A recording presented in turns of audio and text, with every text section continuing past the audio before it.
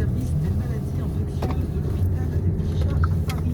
Emmanuel Macron sera lui cet après-midi dans un centre de vaccination à Mobilier, dédié aux seniors les plus précaires, les personnes éloignées du système de soins par manque d'information, isolement ou difficultés de mobilité. Ce sont les conseillers du centre qui contactent directement les personnes de plus de 75 ans défavorisées. Ils leur proposent le vaccin et parfois des navettes pour venir les chercher. Avant cela, le chef de l'État s'est adressé aux jeunes ce matin, car si, comme il l'affirmait l'an dernier, dur d'avoir 20 ans en 2020, ça l'est aussi quand on a 21 ans en 2021. Difficile aujourd'hui de trouver un emploi, de trouver un stage. Emmanuel Macron a donc lancé la bourse au stage. Environ 30 000 offres sont répertoriées sur une plateforme en ligne, unjeune-une-solution.fr. Une attention particulière ce matin pour la rentrée des classes des élèves de l'Essonne notamment, et après plusieurs rixes mortelles entre bandes rivales. Le gouvernement ne veut pas laisser grossir. Aujourd'hui, ministre de l'Intérieur, de la Justice et de l'Éducation se sont réunis en visioconférence avec les préfets, procureurs et recteurs d'Île-de-France. Ils ont annoncé par Gérald Darmanin après la mort de deux adolescentes la semaine dernière, regardez au cours de bagarres de rue les 22 et 23 février.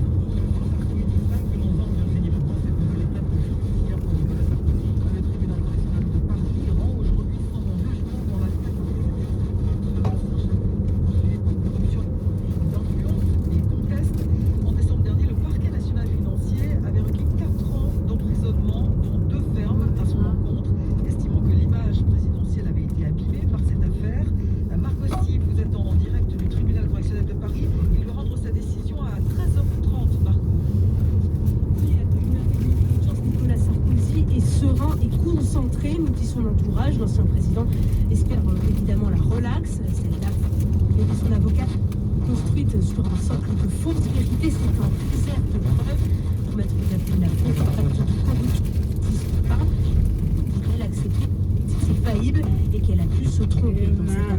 De l'autre côté, le parquet national financier estime qu'il faut sanctionner l'ancien président à la hauteur de sa faute, celle d'avoir transgressé les responsabilités financières. La justice de mon pays avait dit l'ancien président de la culture fédérale s'interpelle. Je ne crois, mais si c'était le prix pour que la vérité chemine, je suis à l'accepter. Si le tribunal suit les réquisitions du parquet, Nicolas Sarkozy deviendrait le premier ancien président condamné à une peine de prison ferme sous la Ve République.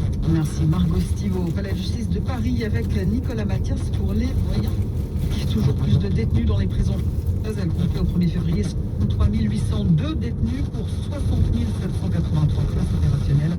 Des données statistiques du ministère de la Justice. Jordan Bardella conduira bien la liste du Rassemblement national aux élections régionales en Île-de-France. Le numéro 2 du parti l'a confirmé ce matin. Il était en déplacement sur le terrain. Dès ce matin, il était à Sarcelles, dans le Val d'Oise, dans le nord de Paris, pour mettre en avant l'un des thèmes majeurs de sa campagne, la sécurité. Benjamin Mathieu. Visite courte et discrète au commissariat du quartier Le Cher à Sarcelles, classé quartier prioritaire. Il a été attaqué au mortier il y a quelques jours par une trentaine d'individus. Désormais officiel candidat du Rassemblement national au régional en Île-de-France, déroule son programme. Et ce qui s'est passé, le symbole d'une haine anti-flic qui se développe dans notre pays. Le parti de Marine Le Pen va insister pendant cette campagne sur l'insécurité et les phénomènes de bande. Il faut aujourd'hui condamner beaucoup plus fermement les mineurs en abaissant la majorité pénale à 16 ans et en organisant notamment la suppression des aides sociales aux parents de mineurs récidivistes et une carence éducative. L'Île-de-France comme symbole de cette ultra-violence, Jordan Bardella parle d'ensauvagement. Dans le café juste à côté du commissariat, la ville confirme en tout cas que la situation s'est dégradée. À l'époque, c'était bien. On était tranquille. Il n'y avait pas de problème, il n'y avait pas de racailles, il n'y avait pas de... pour les termes de racailles, mais quand même, s'il n'y a pas d'éducation à la maison ou à l'école, ça c'est un peu difficile pour l'avenir de nos enfants. Corinne, elle aussi, habite ici depuis des années et ne veut plus écœurer. Moi, j'ai qu'une âge, j'ai eu la retraite dans 3 ans, mais c'est invivable. En fait, on fait tout pour qu'il y ait un malaise. Car c'est bien le réel enjeu ici, l'abstention record, près de 64% au deuxième tour des dernières élections municipales. Reportage signé Benjamin Mathieu. À 12h08 sur France Info, Allen versus Faro, 30 ans d'accusation d'abus sexuels et désormais une mini-série documentaire. Et les 2 premiers épisodes sont disponibles depuis aujourd'hui sur la plateforme OCS. Les réalisateurs ont eu accès à des archives familiales inédites fournies par l'actrice Mia Farrow. Les témoignages sont accablants pour le réalisateur Woody Allen, notamment suite à sa fille qui réitère ses accusations d'inceste. Yann Bertrand, une séquence vous a saisi, très commentée au cœur de la procédure, mais jamais médiatisée auparavant. 5 août 1992, Mia Farrow prend sa caméra et filme sa fille Dylan, 7 ans. Que s'est-il passé? Et la petite fille? Il m'a touché, agressé dans le grenier de la maison de vacances dans le Connecticut. Après des années d'une relation plus qu'ambiguë déjà avec un père trop intense envers elle, diagnostique aussi. Cette vidéo, on savait qu'elle existait mais elle n'avait jamais été montrée. Le couple Allen Farrow, les années de bonheur, la grande famille unie et puis la déchirure, tout est montré par des films intimes des témoins de l'époque. Jusqu'à la rupture, la relation cachée entre Woody Allen et la jeune fille adoptive de Mia Farrow, Souni. Le réalisateur ne participe pas à la série. Sa voix est récupérée, étrange procédé de la version audio de ses mémoires publiées l'an dernier. Woody Allen l'a toujours nié. La justice a rapidement clos le dossier, mais le clan Farrow uni dresse plus que jamais le portrait d'un homme malsain, machiavélique, d'un prédateur même. Des déchirures en pleine lumière 30 ans après.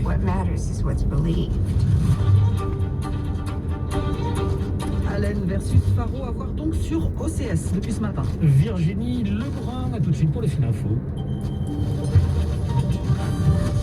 Actuellement, des formes plus contagieuses du coronavirus circulent. Nous devons rester extrêmement vigilants.